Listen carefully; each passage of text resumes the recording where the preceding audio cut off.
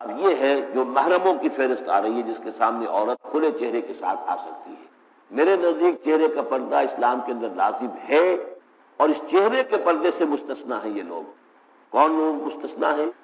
الا لبعولتہن، ان کے شوہر نمبر ایک، یا ان کے باپ، اور باپ سے مراد باپ، دادا، چچا، یہ سب چلیں گے، یا ان کے شوہروں کے باپ، یا ان کے اپنے بیٹے، یا ان کے شوہروں کے بیٹے، یا ان کے اپنے بھائی، یا ان کے بھائیوں کے بیٹے، یا ان کے بھانجے، یا ان کی عورتیں، اپنی عورتیں، جان پہچان کی عورتیں، عام عورتیں نہیں، نسائہن، یا یہ کہ جو ان کی لونڈیاں ہیں، یا وہ تابع کہ جو کہ کوئی غرض نہیں رکھتے اس قسم کے معاملات سے، من الرجال، مردوں میں سے، یا وہ لڑکے کہ جو ابھی عورتوں کے جو مخفی معاملات ہیں ان سے واقف ہی نہیں۔ یہ ہیں محرم لوگ جن کے سامنے عورت بغیر چہرے کے پردے کے آ سکتی ہے۔ باقی یہ کہ زینت جو خود بخود ظاہر ہو جائے، سرو قد ہے کوئی خاتون تو وہ کہاں چھپائے گی اس قد کو، وہ تو ظاہر ہو جائے گا۔ اس اعتبار سے ما ظہر منہا کو لوگوں نے لے لیا چہرے کے لیے، یہ بالکل غلط ہے۔ عورت جو ہے اپنے بیٹے کے سامنے بھی سوائے 3 اعضاء کی اور نہیں کھول سکتی، چہرہ، یہ ہاتھ پونچوں سے نیچے، اور پیر ٹخنوں سے نیچے، اس سے آگے یعنی لباس کا معاملہ جو ہے جس سے کہ عورت آزاد ہوگی وہ صرف شوہر کے لیے۔ اب جو آیت آ رہی ہے یہ بھی طویل آیات میں سے اور عظیم ترین آیات میں سے آیت استخلاف، یہ خلافت کا جو اللہ تعالیٰ نے وعدہ کیا ہے اس امت سے۔ وعد اللہ الذین آمنوا منکم وعملوا الصالحات، اے مسلمانوں اللہ کا وعدہ ہے تم میں سے ان لوگوں کے ساتھ جو ایمان اور عمل صالح کی شرطیں پوری کر دیں گے۔ یہ نام کے مسلمان، نسلی مسلمان جو اللہ کے حکم پر چلتے بھی نہ ہوں، اللہ کے احکام کے مطابق عمل نہ کرتے ہوں، دین کے لیے تن من دھن لگانے کو تیار نہ ہوں، ان سے یہ وعدہ نہیں ہے۔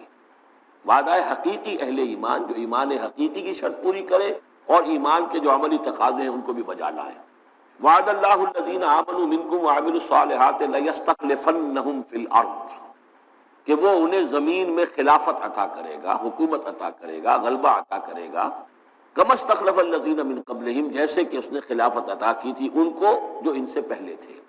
حضرت داؤد کو، حضرت طالوت کو، حضرت سلیمان کو جو خلافت دی گئی، بعد میں بھی مکابی حکومت قائم ہوئی ہے، اس میں بھی خلافت قائم ہوئی، تو یہ خلافت جیسے پہلے ہم نے دی تھی سابقہ امت مسلمہ کو، ایسے ہی اے امت محمد صلی اللہ علیہ وسلم تمہیں بھی خلافت دی جائے گی، بشرطے کہ ایمان اور عمل صالح کی یہ 2 شرطیں تم پوری کرو۔ اب یہ خلافت جو ہے اس کو 3 انداز میں یہاں بیان کیا گیا ہے۔ لَيَسْتَخْلِفَنَّهُمْ فِي الْأَرْضِ، انہیں لازماً خلافت دے گا زمین میں، حکومت دے گا، كَمَا اسْتَخْلَفَ الَّذِينَ مِن قَبْلِهِمْ، جیسے کہ خلافت دی تھی اور حکومت دی تھی ان کو کہ جو ان سے پہلے تھے۔ وَلَيُمَكِّنَنَّ لَهُمْ دِينَهُمُ الَّذِي ارْتَضَىٰ لَهُمْ، اور ان کے اس دین کو زمین میں غلبہ عطا کرے گا، قوت عطا کرے گا، تمکن عطا کرے گا جو اللہ نے ان کے لیے پسند کر لیا ہے۔ ظاہر بات ہے مسلمانوں کی خلافت ہے تو اس کے معنی کیا ہے؟ اللہ کے دین کا غلبہ ہے، وہ تو بات تو ایک ہی ہے، اللہ کا دین غالب، اس کے کیا معنی ہے؟ مسلمانوں کی خلافت، تو چیز ایک ہی ہے، لیکن یہاں 3 الفاظ لا کر اس کی اہمیت کو نمایاں کیا جا رہا ہے 3 اعتبارات سے۔ وَلَا يُمَكِّنَنَّ لَهُمْ دِينَهُمُ الَّذِي ارْتَضَىٰ لَهُمْ، اب یہاں دیکھیے وہی لام مفتوح شروع میں فعل مضارع سے، اور اس کے بعد یہ نون مشدد، یہ سارے وعدے نہایت تاکیدی وعدے ہیں۔ لَيَسْتَخْلِفَنَّهُمْ فِي الْأَرْضِ كَمَا اسْتَخْلَفَ الَّذِينَ مِن قَبْلِهِمْ وَلَيُمَكِّنَنَّ لَهُمْ دِينَهُمُ الَّذِي ارْتَضَىٰ لَهُمْ، واللہ نے دین کون سا ہے جو پسند کر لیا ہے؟ الْيَوْمَ أَكْمَلْتُ لَكُمْ دِينَكُمْ وَأَتْمَمْتُ عَلَيْكُمْ نِعْمَتِي وَرَضِيتُ لَكُمُ الْإِسْلَامَ دِينًا، یہ آیت ہم پڑھ چکے ہیں سورہ مائدہ میں۔ اور تیسری بات وَلَيُبَدِّلَنَّهُم مِّن بَعْدِ خَوْفِهِمْ أَمْنًا، اللہ تعالیٰ ان کی خوف کی کیفیت جو ہے اس کو بدل دے گا امن کی کیفیت سے۔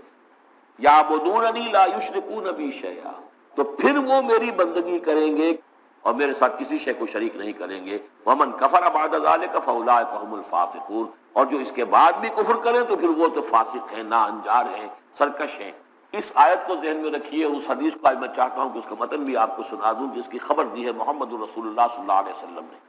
تاریخی اعتبار سے تو یہ نوٹ کر لیجئے، یہ سن 6 ہی کے اندر، ابتدائی میں سن 6 کے یہ آیت نازل ہوئی، سن 6 ہی میں صلح حدیبیہ ہو گئی، انا فتحنا لک فتحا مبینا، گویا کہ اس آیت کا جو مصداق ہے وہ ظاہر ہونا شروع ہو گیا۔ سن 7 میں غزوہ خیبر ہوا، اللہ نے بہت بڑا مال غنیمت مسلمانوں کو دیا۔ سن 8 میں مکہ فتح ہو گیا۔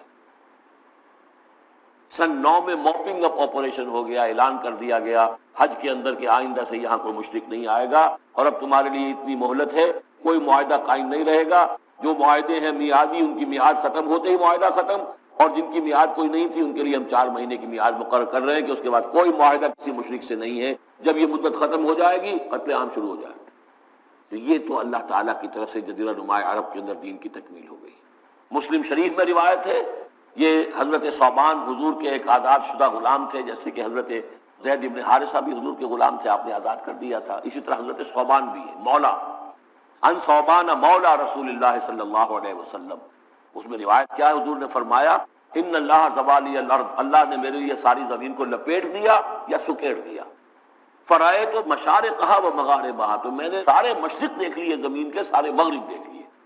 وَإِنَّ أُمَّتِي سَيَبْلُغُ مُلْكُهَا مَا زُوِيَ لِي مِنْهَا، اور میری امت کی حکومت ان تمام علاقوں پر قائم ہو کر رہے گی جو اس طرح زمین کو سکیڑ کر یا لپیٹ کر مجھے دکھا دیے گئے.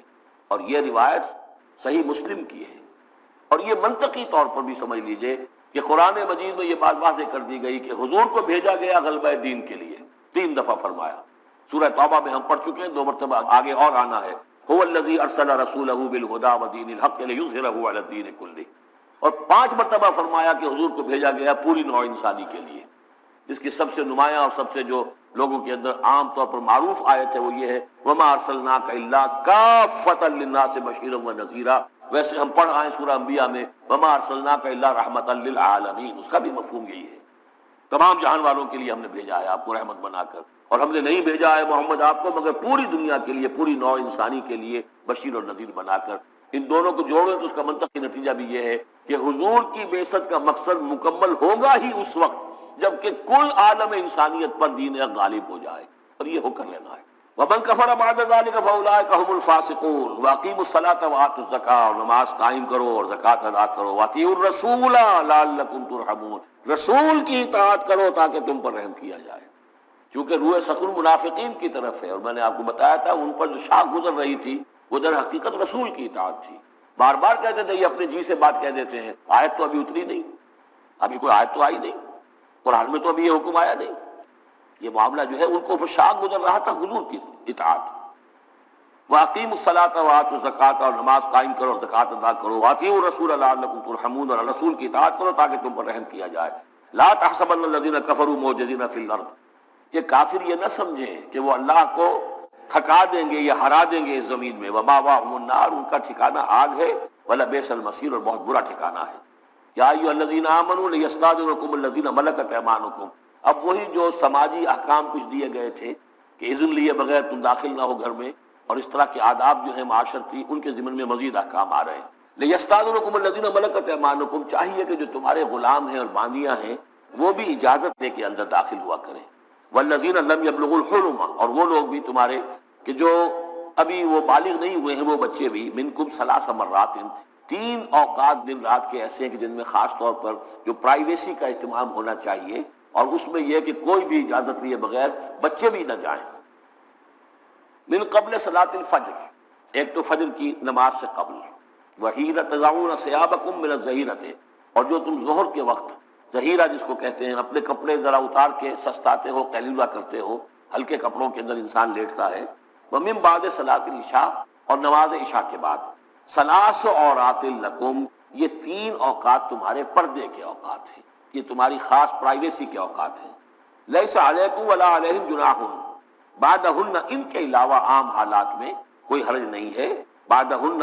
کہ وہ یعنی وہی تمہارے ملازم ہیں، تمہارے غلام ہیں یا باندیاں ہیں یا اسی طریقے سے تمہارے بچے ہیں. طوافون علیکم، وہ آئیں جائیں گھروں کے اندر، ظاہر بات ہے کہ اس کمرے میں آئے ہیں، اس میں گئے ہیں، اس میں کوئی حرج نہیں ہے کہ وہ آئیں جائیں اور پھریں. کذالک یبین اللہ لکم الآیات، اسی طرح اللہ تعالیٰ تمہارے لیے اپنی آیات واضح کر رہا ہے. واللہ علیم الحکیم، اور اللہ تعالیٰ علیم اور حکیم ہے. وَإِذَا بَلَغَ الْأَطْفَالُ مِنْكُمُ الْحُلُمَ،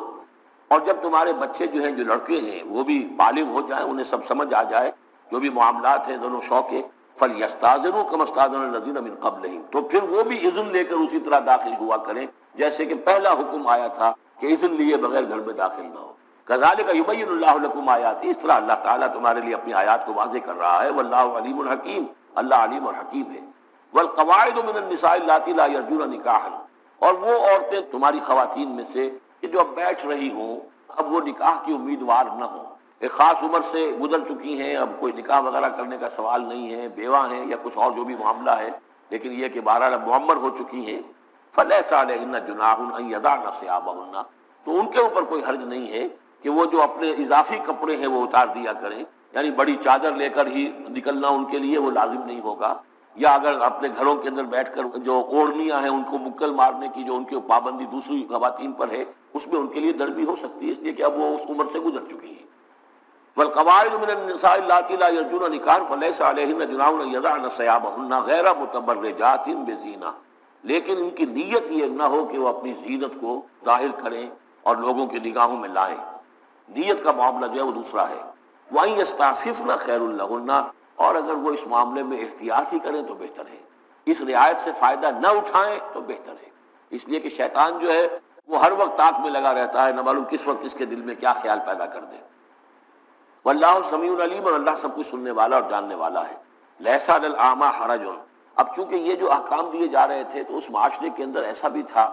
کہ کسی خاندان کے ساتھ کچھ لوگ جو ہیں بیچارے، کوئی لنگڑا ہے، کوئی اندھا ہے، اپنے برادری کا ہے، اپنی رشتہ داروں میں سے، وہ بھی گھر میں رہ رہا ہے، وہ اپنی کوئی آزاد جو معاش اور آزاد کوئی معاشرتی حیثیت کا اہل نہیں ہے، تو اب ان کے لیے کیا ہوگا؟ کیا یہ ساری پابندیاں جو ہیں اسی طریقے سے ان کے اوپر بھی پوری طریقے سے عائد کی جائیں گی؟ تو ان کے ضمن میں کہا جا رہا ہے کہ وہ اگر تمہارے گھروں میں رہیں تو کوئی حرج نہیں ہے۔ لیس علی الاعمی حرج، کوئی کسی اندھے کے اوپر کوئی حرج نہیں ہے، کوئی تکلیف نہیں ہے، ولا علی الاعرج حرج، اور نہ ہی کسی لنگڑے پر، ولا علی المریض، اور نہ بیمار پر حرج، ولا علی انفسکم، نہ تمہارے اوپر کوئی اس میں تنگی ہے، ان تاکلوا من بیوتکم و بیوت آبائکم، کہ تم کھانا کھایا کرو اپنے گھروں سے، اپنے باپوں کے گھروں سے، اور بیوت امہاتکم، یا اپنی ماؤں کے گھروں سے، اور بیوت اخوانکم، اپنے بھائیوں کے گھروں سے، اور بیوت اخواتکم، یا اپنی بہنوں کے گھروں سے، اور بیوت اعمامکم، یا اپنے چچاؤں کے گھروں سے، اور بیوت عماتکم، یا اپنی پھوپھیوں کے گھروں سے، اور بیوت اخوالکم، یا اپنے ماموں کے گھروں سے، اور بیوت خالاتکم، یا اپنی خالاؤں کے گھروں سے،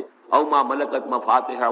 یا یہ کہ جس کی کنجیاں تمہارے ہاتھ میں ہیں، کارخانہ ہے اس کے مالک ہی تم ہو، وہاں جاؤ اور وہاں پر جا کر کھانا پینا ہو تو کھاؤ، اور صدیقکم، یا تمہارے اپنے دوست ہیں اس کے گھر سے، لیس علیکم جناح ان تاکلوا، کوئی حرج نہیں ہے تم پر اس میں، ان تاکلوا جمیعا، کہ سب مل کر کھاؤ، او اشتاتا، یا علیحدہ علیحدہ کھاؤ۔ اس کو خامخواہ بعض لوگوں نے عورتوں اور مردوں کے اوپر اس کا انطباق کر دیا ہے کہ چاہیں تو عورت اور مرد مل کر کھائیں اور چاہیں تو وہ علیحدہ علیحدہ کھائیں۔ یہاں مراد یہ ہے کہ بسا اوقات ایسے مواقع پر انتظار میں بڑی دقت ہوتی ہے،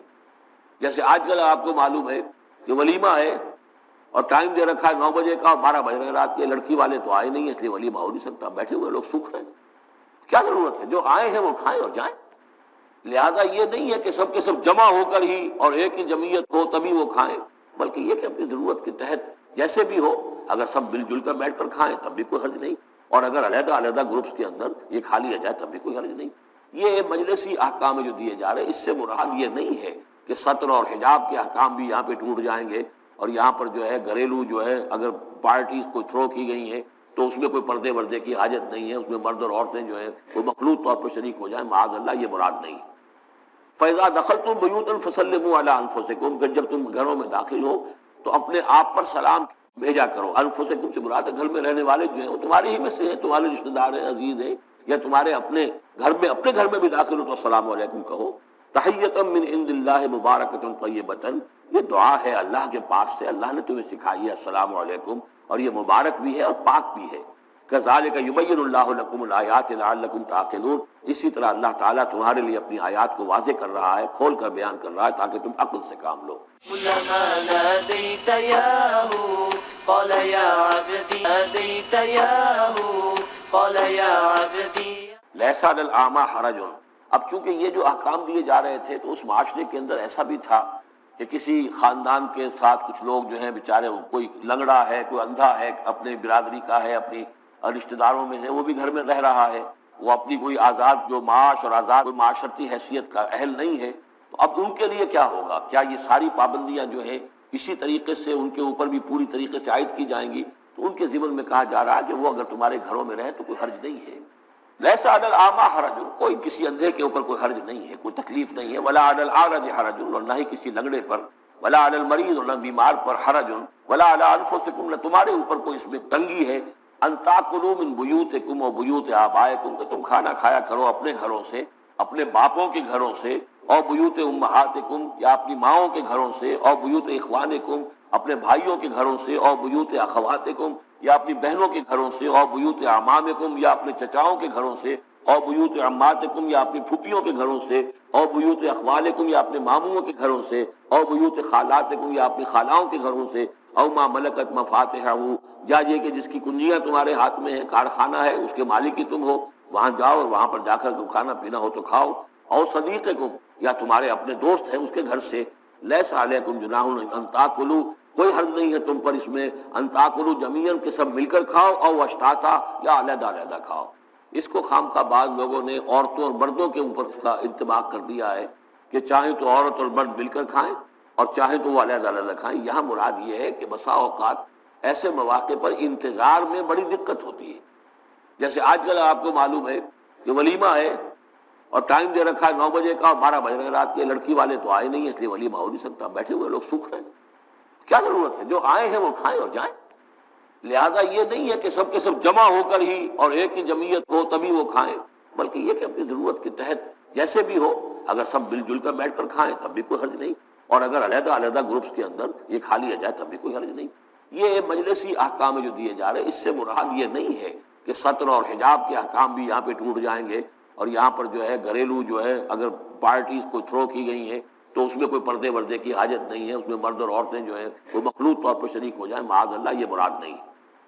فَإِذَا دَخَلْتُمْ بُيُوتًا فَسَلِّمُوا عَلَىٰ أَنفُسِكُمْ پھر جب تم گھروں میں داخل ہو تو اپنے آپ پر سلام بھیجا کرو۔ انفسکم سے مراد ہے گھر میں رہنے والے جو ہیں وہ تمہارے ہی میں سے ہیں، تمہارے رشتہ دار ہیں، عزیز ہیں، یا تمہارے اپنے گھر میں بھی داخل ہو تو السلام علیکم کہو۔ تحیۃ من عند اللہ مبارکۃ طیبۃ، یہ دعا ہے اللہ کے پاس سے، اللہ نے تمہیں سکھائی ہے السلام علیکم، اور یہ مبارک بھی ہے اور پاک بھی ہے۔ کذالک یبین اللہ لکم الآیات لعلکم تعقلون، اسی طرح اللہ تعالیٰ تمہارے لیے اپنی آیات کو واضح کر رہا ہے، کھول کر بیان کر رہا ہے تاکہ تم عقل سے کام لو۔ اب آخری جو رکوع ہے اس سورہ مبارکہ کا، اور اس کی کل 3 آیات ہیں، یہ خالص جماعتی زندگی،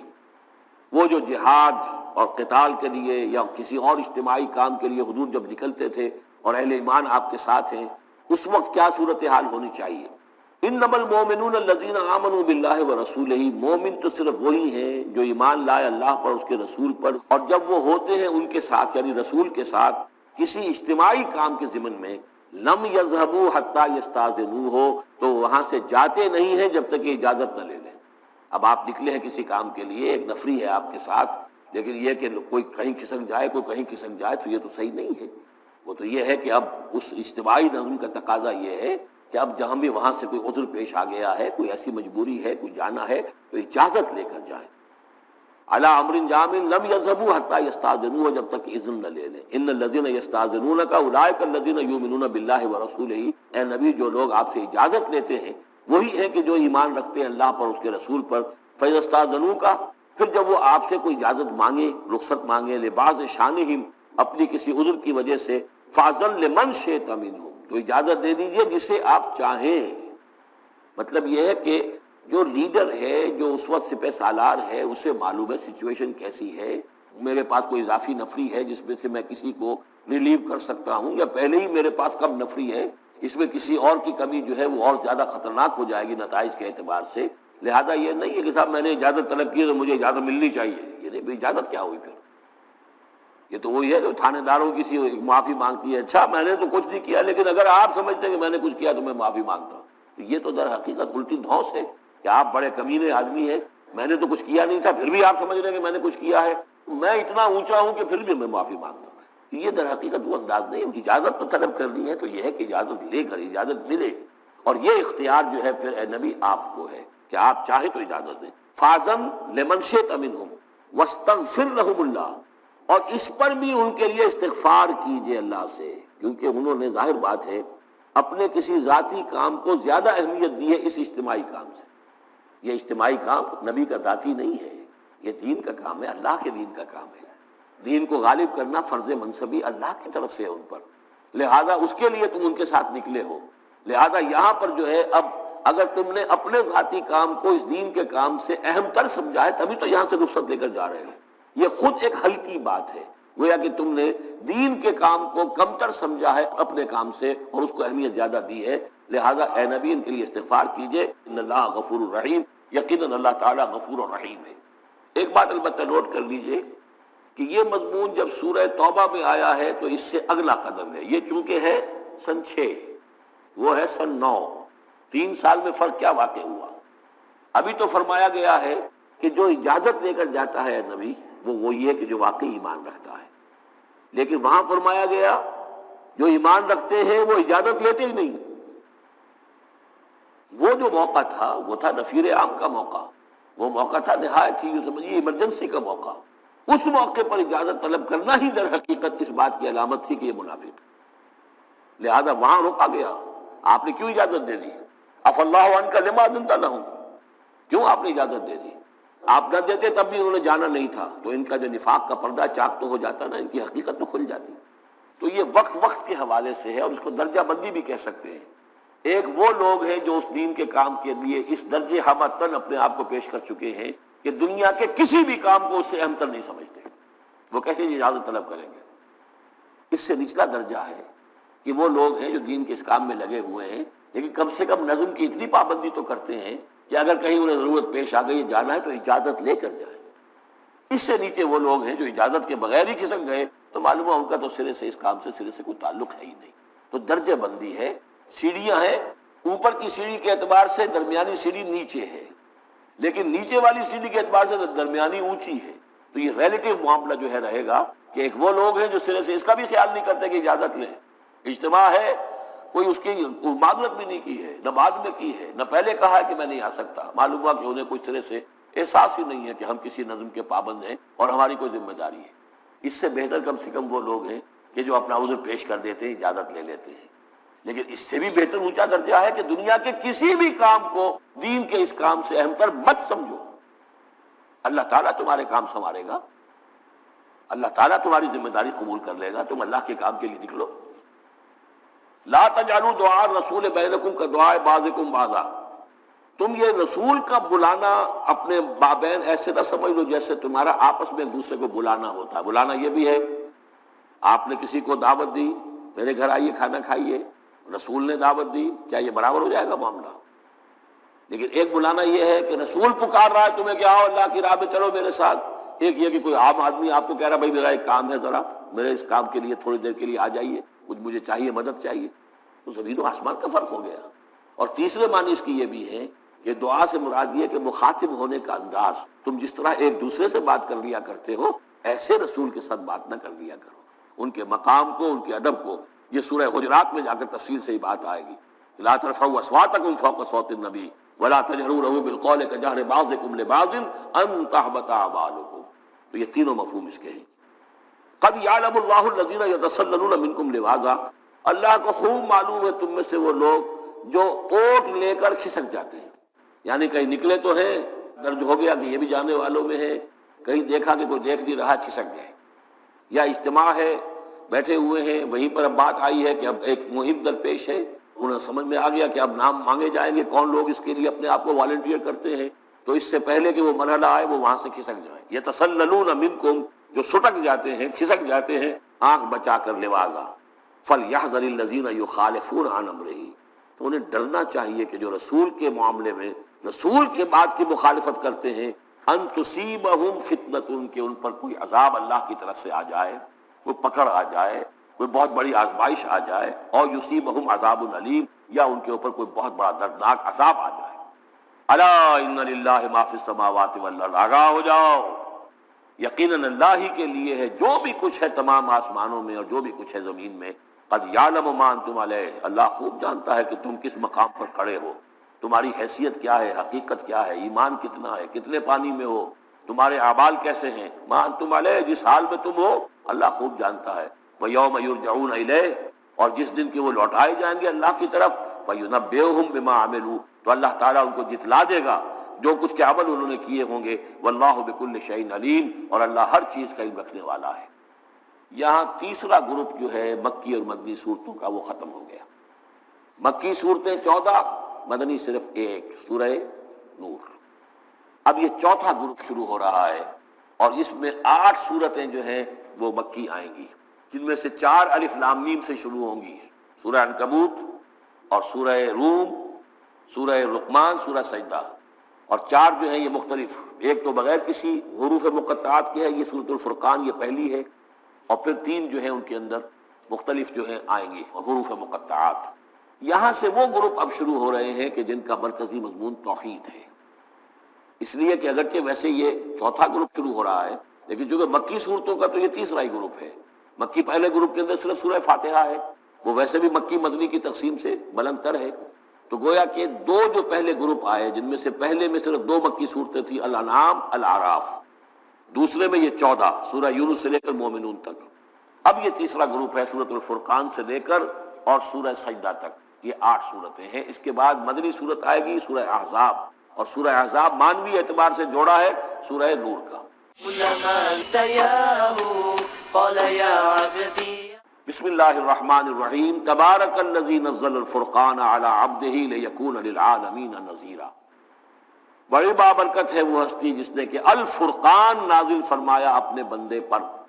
یہ تیسری صورت ہے کہ جس کے مطلع میں پہلی آیت میں حضور کا جو تذکرہ ہے وہ عبد کی نسبت سے ہے۔ سورہ بنی اسرائیل، سبحان الذی اسریٰ بعبدہ لیلا من المسجد الحرام الی المسجد الاقصی۔ سورہ کہف،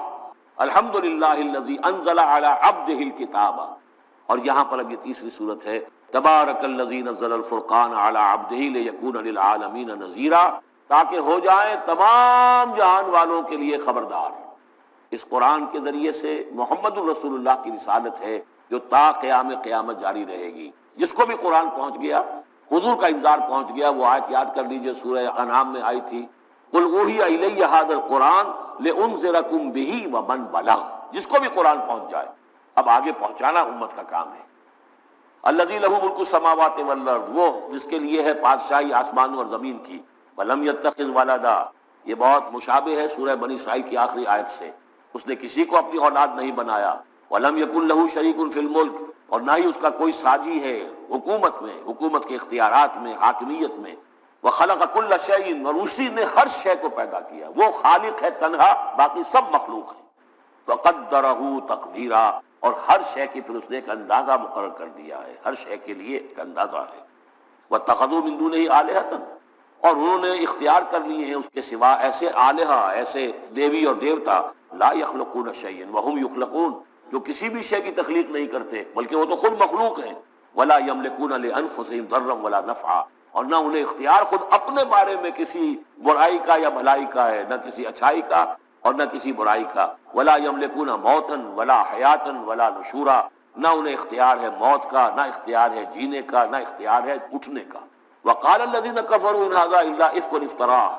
اور کہا ان کافروں نے، یا یہ کافر کہتے ہیں کہ یہ کچھ نہیں ہے، یہ قرآن جو ہے یہ گھڑ لیا ہے اس کو محمد نے صلی اللہ علیہ وسلم، ان ھذا نہیں ہے یہ الا افک افتراہ ہو، بلکہ ایک افک ہے، گھڑی ہوئی شے ہے جس کو کہ گھڑ لیا ہے اس نے، وعانہ علیہ قوم آخرون، اور اس میں مدد کی ہے اس کی کچھ اور لوگوں نے،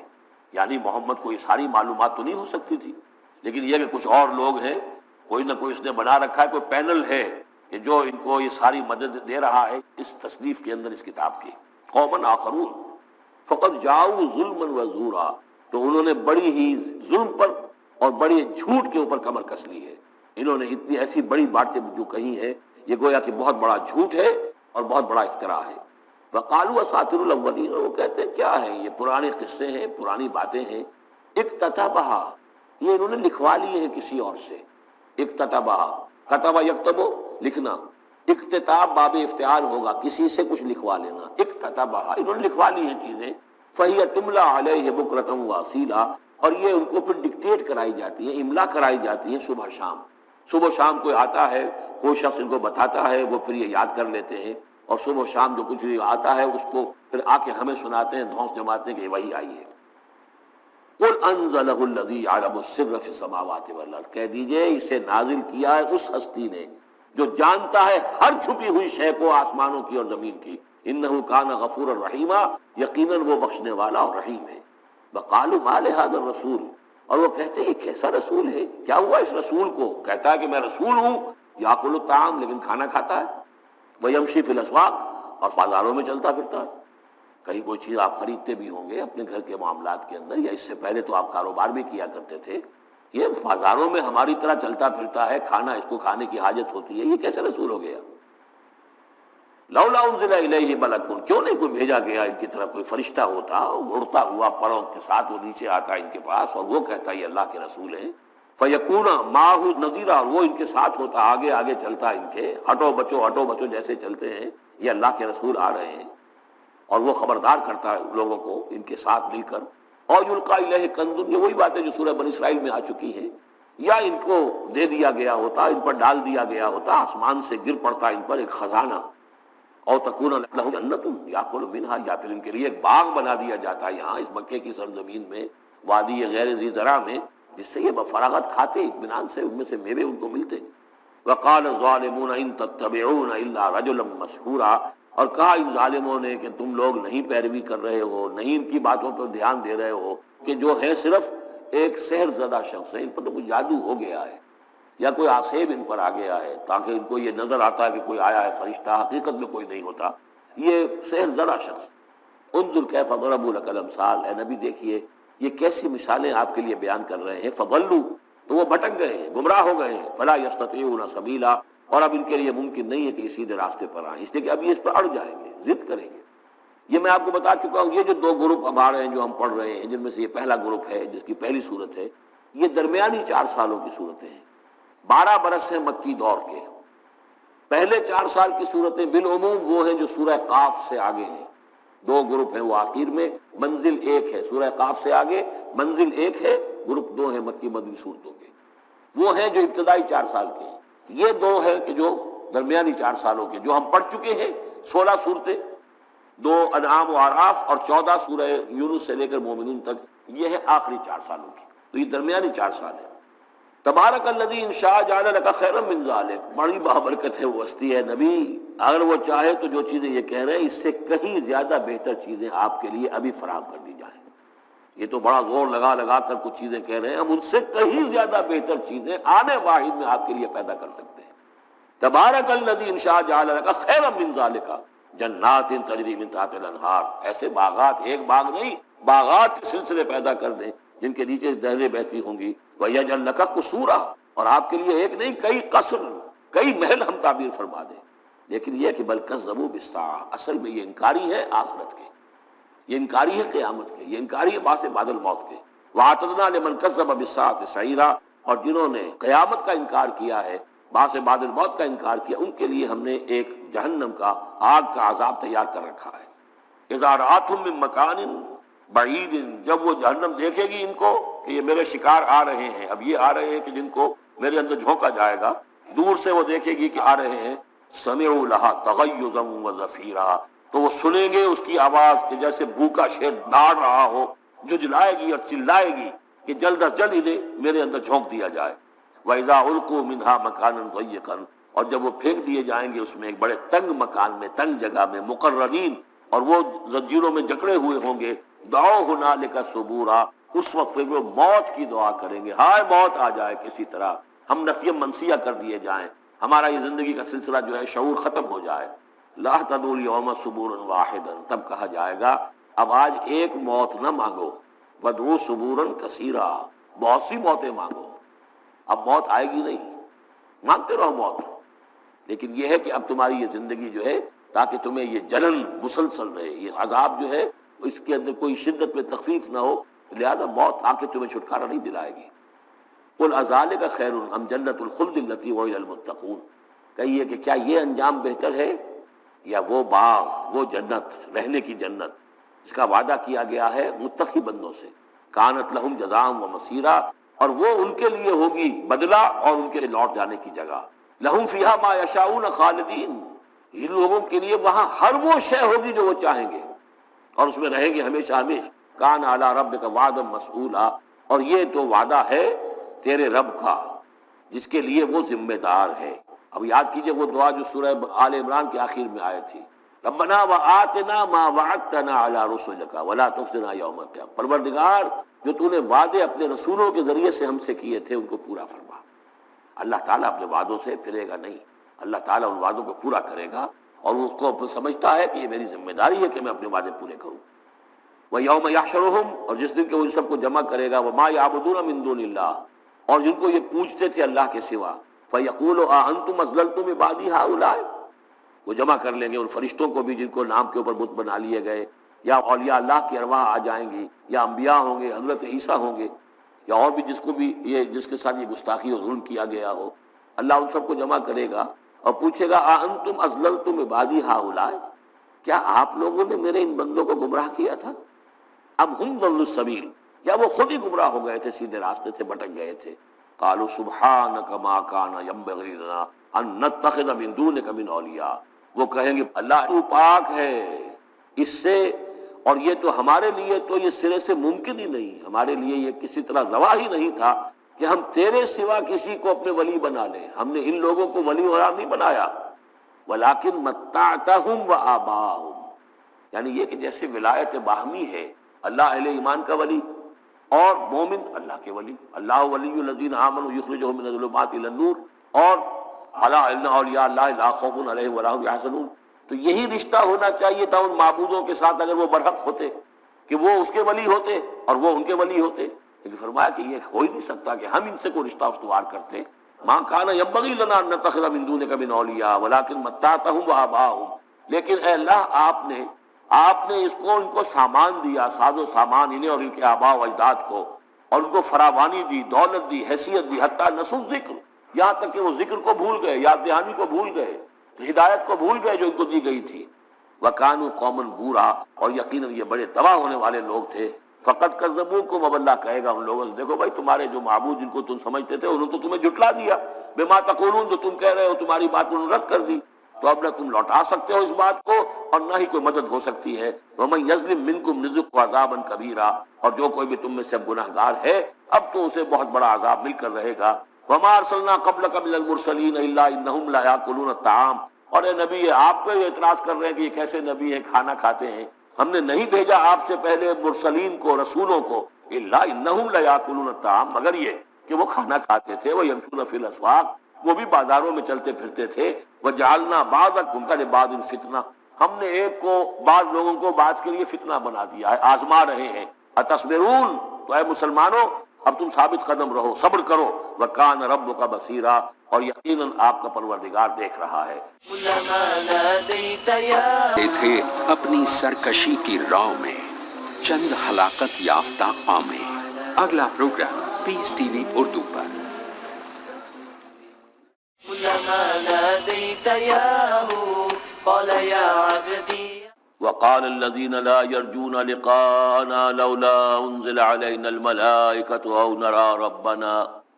لقد استكبروا في انفسهم وعتوا عتوا كبيرا۔ سورہ فرقان میں پھر وہی مضمون آ گیا ہے کہ مشرکین مکہ کی طرف سے وہ ایک ہی مطالبہ تھا کہ جو دہرا دہرا کر بار بار سامنے آ رہا تھا کہ کوئی حصی معجزہ دکھایا جائے، کوئی ایسی چیز جس سے کہ بالکل واشگاف ہو جائے، واقعتاً ہم پر عیاں ہو جائے کھل کر کہ واقعی آپ اللہ کے رسول ہیں۔ وقال الذین لا یرجون لقاءنا، اور کہا ان لوگوں نے، یا کہتے ہیں وہ لوگ جو ہماری ملاقات کے امیدوار نہیں ہیں، اسی لیے ان میں سرکشی ہے، لاؤبالیانہ پن ہے۔ لولا انزل علینا الملائکہ، کیوں نہیں ہم پہ فرشتے اتر آتے ہیں؟ اگر اللہ کو بھیجنا ہی ہے کوئی پیغام ہمیں تو فرشتوں کے ذریعے سے بھیجے گا۔ او نرا ربنا، یا ہم اپنے رب کو خود دیکھیں، رب خود سامنے آئے۔ لقد استکبروا فی انفسہم، انہوں نے بہت تکبر کیا ہے اپنے آپ میں، اپنا جو مقام انہوں نے سمجھا ہے کہ فرشتے ان سے کلام کریں اور اللہ ان سے ہم کلام ہو، تو در حقیقت یہ ان کے تکبر کی بنیاد پر ہے۔ وَعَتَوْا عُتُوًّا كَبِيرًا، انہوں نے سرکشی کی ہے بہت بڑی۔ یوم یرون الملائکۃ، جس دن کے یہ دیکھیں گے فرشتوں کو، لا بشرا یومئذ للمجرمین، پھر اس دن مجرموں کے لیے کوئی بشارت نہیں ہوگی، یعنی کہ قیامت کا دن ہوگا، فرشتے آئیں گے، سب چیز عیاں ہوگی، اللہ تعالیٰ بھی نزول جلال فرمائیں گے، سارے غیب کے پردے اٹھ جائیں گے، تو پھر بشارت تو کوئی نہیں ہے مجرمین کے لیے، موقع کوئی نہیں، کوئی توبہ کا موقع نہیں۔ وَيَقُولُونَ حِجْرًا مَحْجُورًا، اور وہ کہیں گے کہ کوئی روک ہو، کسی طرح ہمیں بچایا جائے، کوئی روک ٹوک ہو جائے اس ساعت کو روکنے کے لیے۔ وَقَدِمْنَا إِلَىٰ مَا عَمِلُوا مِنْ عَمَلٍ، یہ تیسری مرتبہ وہ مضمون آ رہا ہے کہ بغیر حقیقی ایمان کے اگر نیکیاں دنیا میں کی جاتی ہیں اپنے ضمیر کو کچھ مطمئن کرنے کے لیے، اپنے دلوں کو دلاسا دینے کے لیے، تو ان کی کوئی حیثیت اللہ کے ہاں نہیں ہے۔ یہ سورہ ابراہیم میں بھی آ چکا ہے، اور پھر سورہ نور کے اندر ہم پڑھ چکے ہیں کہ شراب کی حیثیت رکھتی ہیں یہ نیکیاں ان کی، جیسے کہ پیاسا جو ہے وہ سمجھتا ہے کہ پانی ہے، یحسبہ الظمآن ماء حتی اذا جاءہ لم یجدہ شیئا ووجد اللہ عندہ ووفاہ حسابا اللہ سریع الحساب۔ اور یہاں تیسری مرتبہ آ رہا ہے وَقَدِمْنَا إِلَىٰ مَا عَمِلُوا، ہم آگے بڑھیں گے ان کے اعمال کی طرف، ڈھیر لگے ہوں گے، ان کی نیکیاں ہیں، ان کی یہ خیرات ہے، یہ فاؤنڈیشن بنائی تھی، یہ یتیم خانہ کھولا تھا، یہ اسپتال تھا، یہ تھا وہ تھا، یہ جو حاجی تھے ان کی خدمات تھیں۔ قدمنا الی ما عملوا، اور نقشہ ایسا کھینچا گیا ہے جیسے کہ کوئی آئے اور آگے آگے ٹھوکر مارے، جیسے کہ فٹ بال کو کک ماری جاتی ہے۔ وقدمنا الی ما عملوا من عمل، ان کے وہ بڑے بڑے عمل جس پر انہیں بڑا غرہ ہوگا، بہت سہارا ہوگا کہ ہم بہت کچھ لے کر جا رہے ہیں، ہم اس کی طرف آگے بڑھیں گے۔ فجعلناہ ھباء منثورا، تو ہم اسے کر دیں گے اڑتا ہوا غبار، یعنی وہ جو نظر آ رہا تھا کافی کہ یہاں پہ بڑی نیکیوں کا انبار ہے، معلوم ہوگا غبار تھا اور کچھ نہیں۔ اسی کا وہاں نقشہ کھینچا گیا سورہ ابراہیم میں کہ جیسے ریت ہو،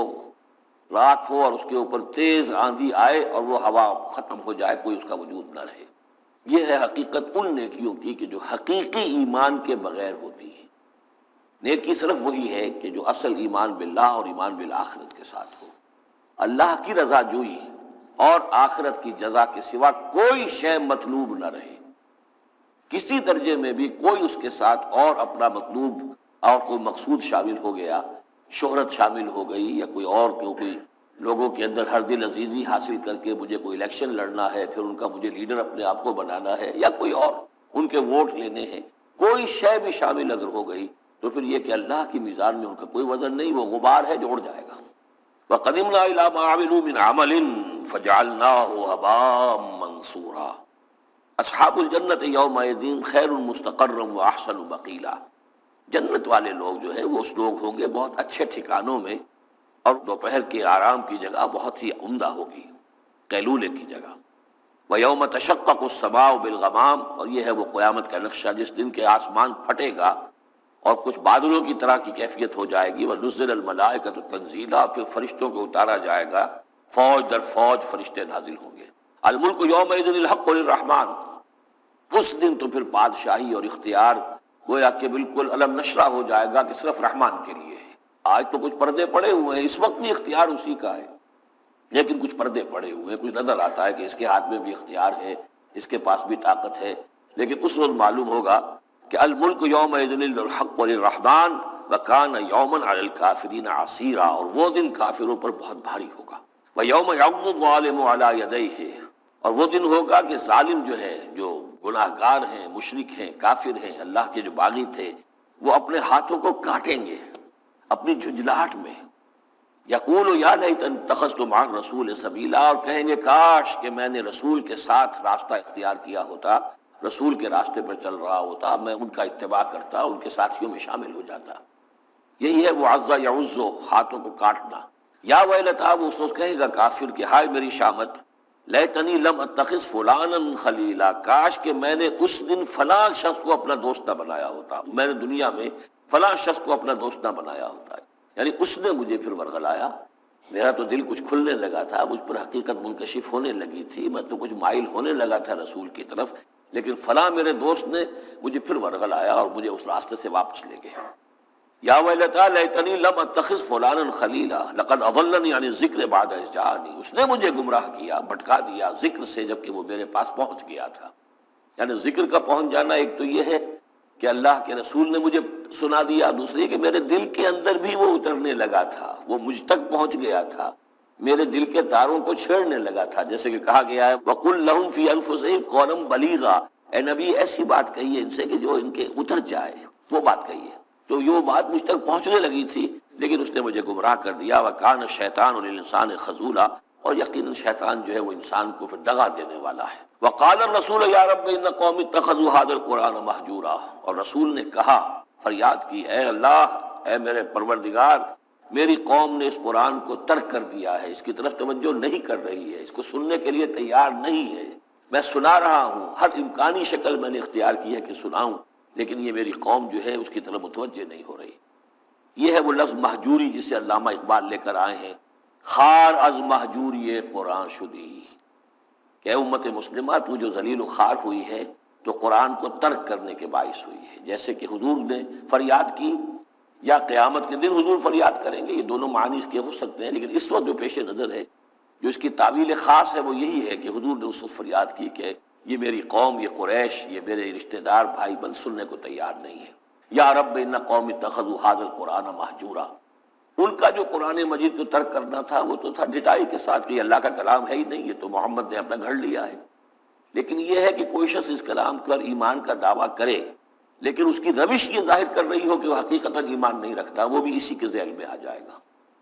وہ کہتا تو ہو کہ میں سمجھتا ہوں یہ اللہ کا کلام ہے لیکن پڑھتا ہی نہیں، کہتا ہے کہ میں مانتا ہوں یہ اللہ کا کلام ہے، اس کو سمجھتا ہی نہیں، کہتا ہے یہ اللہ کا کلام ہے، اس پر عمل نہیں کرتا. تو وہ کہنا نہ کہنا برابر ہو گیا، یہ تو تکذیب حالی ہو گئی. وَكَذَلِكَ جَعَلْنَا لِكُلِّ نَبِيٍّ عَدُوًّا مِّنَ الْمُجْرِمِينَ. اسی طرح ہم نے ہر نبی کے لیے مجرموں میں سے دشمن کھڑے کر دیے. وَكَفَىٰ بِرَبِّكَ هَادِيًا وَنَصِيرًا. اور کافی ہے تیرا رب ہدایت دینے کے لیے، جو بھی ہدایت کا طالب ہوگا اللہ ہدایت دے گا اور اس کی مدد بھی کرے گا. وَقَالَ الَّذِينَ كَفَرُوا لَوْلَا نُزِّلَ عَلَيْهِ الْقُرْآنُ جُمْلَةً وَاحِدَةً. یہ ایک اور اعتراض تھا ان کی طرف سے. وہ لوگوں نے کہا یہ کہ کیوں نہیں اتر گیا ان پر قرآن پورا کا پورا ایک ہی مرتبہ. یعنی اس میں اصل میں جو امپلائڈ ہے ان کا اعتراض وہ یہ تھا کہ جیسے تورات تھی وہ تو حضرت موسیٰ کو ایک دم ساری دے دی گئی لکھی ہوئی تختیوں کے اوپر. یہ جو حضور کہہ رہے ہیں صلی اللہ علیہ وسلم کہ مجھ پر یہ تھوڑا تھوڑا قرآن نازل ہو رہا ہے، تو اس میں مشابہت پیدا ہو گئی ظاہری طور پر کہ جیسے کوئی شاعر ہوتا ہے تو سارا دیوان ایک دن میں تو نہیں وہ ڈال سکتا، وہ تو تھوڑا تھوڑا ایک غزل کہے گا، قصیدہ کہے گا، پھر کچھ کوشش کرے گا، پھر کوئی اچھی کوئی اور نظم لائے گا، پھر وہ جمع ہو کر دیوان بنے گا. تو اس اعتبار سے ان کا یہ اعتراض تھا کہ کیوں نہیں قرآن پورا کا پورا ان پر نازل ہو جاتا. کذالک لنثبت بہ فؤادک. یہ ہم نے اس لیے کیا ہے محمد صلی اللہ علیہ وسلم کہ اس کے ذریعے سے آپ کا جی، آپ کا دل اس پر ٹھک جائے.